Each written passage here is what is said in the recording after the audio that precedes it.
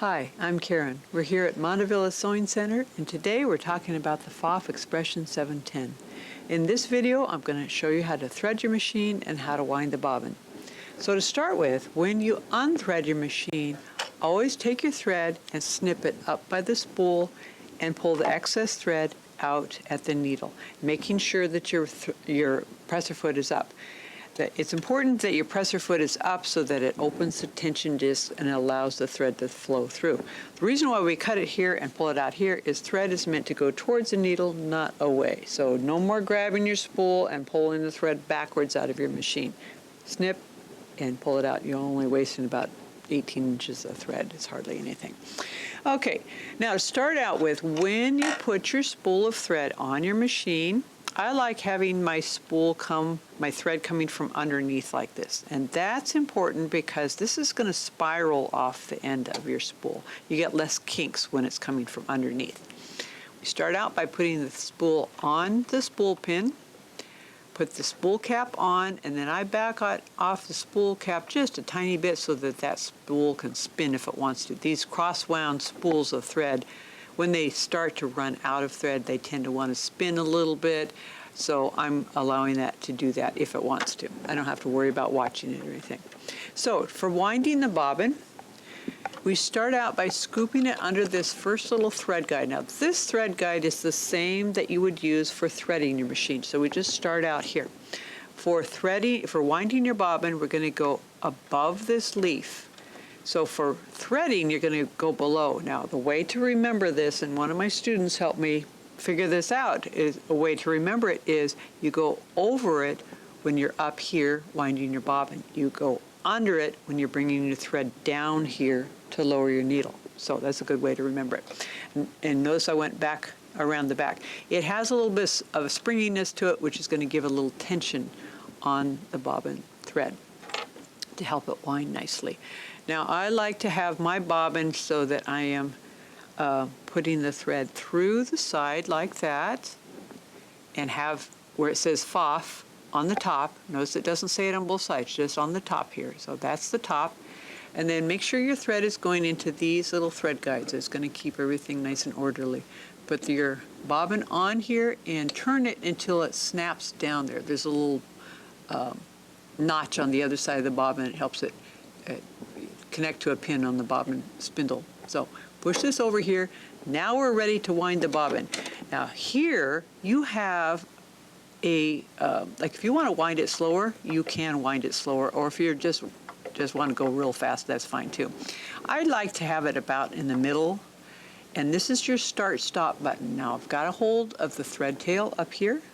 Let's start winding it, and once it starts a little bit, now the beginning of the thread is covered up by succeeding wraps of thread, and I can just stop, cut that thread tail off of there, and keep winding. Now at this point, I could wind a full bobbin, or if I wanted to go faster, I could go faster. But if I only wanted a little bit of thread on my bobbin, then I just stop at this point, pull this off of here, and here's the thread cutter right there. You can cut your thread. Okay, so that's for bobbin winding. Now, putting your bobbin, excuse me, into the bobbin case, I've already got a bobbin in there, I'll take that one out. To show you how this goes, have it so the Pfaff faces towards you. It doesn't have to be right side up, but the thread tail needs to come down on the left-hand side. Kind of looks like the letter P, okay? So we want to put that down in there. It's important that it goes in the correct way, okay? So Pfaff facing upright. Then you're going to go down into a little notch here, is a little bit to the right, and stop this from spinning so you've got some tension on this thread tail. Pull it to the left. You heard that little click. That means it's now into the correct areas of the bobbin case. Then we're going to go up over this little hook here, and then under this hook here. Now there's a little blade there, so we don't want to cut off our thread yet. Just kind of hold that in place while you slide your bobbin cover back on. Then pull your thread to the side and it cuts off the excess thread. At this point, you can start sewing without pulling your bobbin thread up through the needle plate. Okay, so for threading the machine, again, we start with scooping this under here, come around underneath that leaf, and we go down this way, up this way. Now we're going to thread the take-up lever. So just follow this right around like this, and it puts it into the take-up lever. Now what I did is I hung onto my thread tail and I moved it right around this little wire from right to left.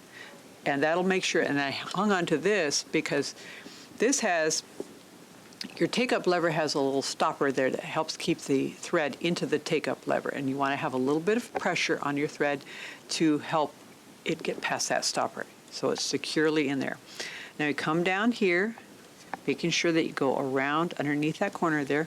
Now there is a little thread guide right here above your needle. It's called the needle bar thread guide. I'm going to go up over that hook like that, and then around to the right so that the thread goes right in there. There's a little corner there right after the hook. Once you've done this several times, it'll be really quick and fast, but I'm just doing it slowly so I can explain how this works. Next is the needle threader. Now, of course you can thread it by hand if you want, but the needle threader works great.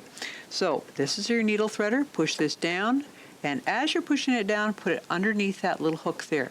Make sure that the back of the needle threader hugs the back of the needle. Pull this over to the right and right into that little fork there. Now, I'm holding it lightly but somewhat taut in my right hand as I lift the needle threader back up. Now I'm letting it slide through my fingers, and there is a little loop of thread back there. I'm going to use a pin to grab it. Here we go. Your book is going to tell you to turn off your machine when you thread your machine for safety purposes, which might be a good idea, but the thing is for me, I need to show you this with the light on, so that's why I'm leaving it on. So there we go, we've got the needle threaded, and all you need to do now is put your thread underneath the foot, between the toes of the foot, and you're ready to sew. That's basic needle threading and bobbin winding. I hope you've found this to be a helpful video. If you have, give us a thumbs up. And if you have comments or questions, you can leave those in the area down below. We have lots of other videos on this machine and on other machines here on our Montevilla YouTube channel, so stay tuned. Thanks for watching. Bye.